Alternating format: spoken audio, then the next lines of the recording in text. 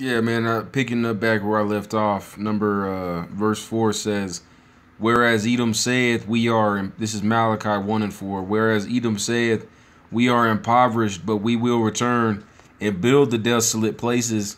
Thus saith the Lord of hosts, they shall build, but I will throw down, and they shall call, and they shall call them the border of wickedness, and the people against whom the Lord hath indignation forever.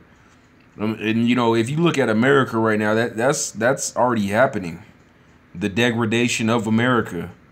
And when Trump was running for office, his slogan was "Let's make America great again." You know, and that's what the Lord's saying. They're gonna say, "Oh, let's rebuild. Let's make America great again." But the Lord said He will tear down, man. He's not dealing with this place. This place is against everything that the scriptures are, man. That the scriptures stand for, that the Most High created. This whole situation, man. Esau, Edom, so-called Caucasians. Now, when I took a break, I thought of it a little bit. And, I have Caucasian family members. I have Edomite family members, I should say, because, if you have a lack of melanin, that doesn't necessarily mean that you're an Edomite. Now, see the brothers and the elders and the brothers at Great Millstone, when they say all white people are going into slavery, people automatically get real emotional, and you have to understand that there is no time for emotions with men. As a man, emotions are for women. You need to be strong founded in your integrity, man, and who you are.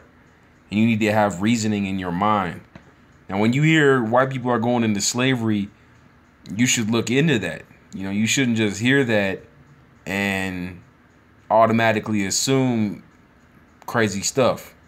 Because the other apostles of Great Millstone and the men of GMS and other affiliated brothers all around the world did their homework. They didn't just take it at face value that was the case.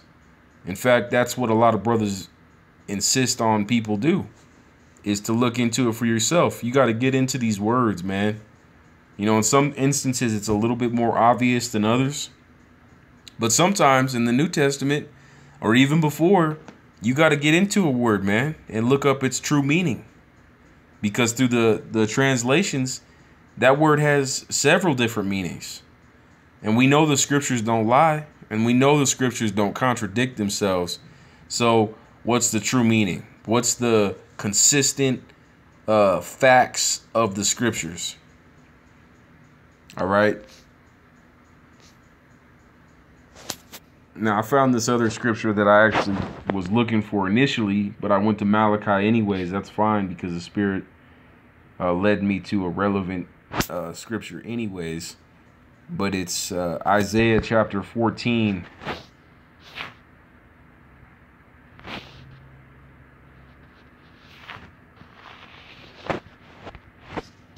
There we go.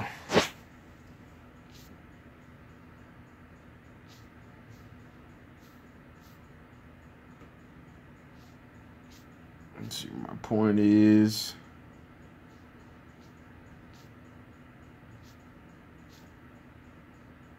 This whole chapter is really talking about Esau, man. So I encourage on this subject, if this subject interests you, or you looking to further your study, or you further your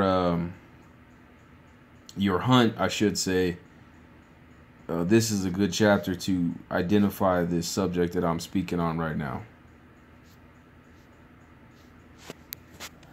Oh, I can't remember where it is. And see, the scripture itself isn't necessarily relevant, but the way it's put is relevant. 21. Prepare slaughter for his children for the iniquity of their fathers. And see, when it says that, you can't think of Bobby or Brandon or Earl or somebody that you work with or somebody that you know on a personal level, because 9 times out of 10 that person is on the same level as you in America. The people that run this world now, the elites, they are so much above everybody else. Even their own people, their own counterparts, their own nation. Like I was getting into in the last video, they sold their own nation out. So when you see Bobby and Timmy and all the other Caucasians that truly are biblical Edomites by blood, and they seem like they're not too bad people, you have to look deeper than that, man. Like the Lord said, prepare slaughter for his children for the iniquity of their fathers. Now, every Israelite that was in the kingdom before Israel was put into captivity wasn't entirely wicked, man. Of course, everybody's wicked to a certain degree, but that wasn't what infuriated the Lord. What infuriated the Lord was the majority of our people were wicked and exceedingly wicked. So therefore, everybody in our nation had to pay for that. Even the men that maybe didn't necessarily deserve that, they still had to pay for it. So in the same instance that the Europeans and the Caucasians, that the things that they've done, their fathers, the things that their fathers and the generations before them have done, or the people of their nation, that is the reason why ultimately they're going into slavery. Thus saith the scriptures. Ultimately is the reason why they are the cursed seed of the earth. The iniquity of their fathers, man, and the things that they do at heart naturally.